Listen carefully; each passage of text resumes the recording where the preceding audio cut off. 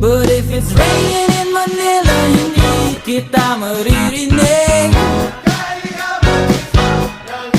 So I'll be waiting in Manila kahit di ka na babalik.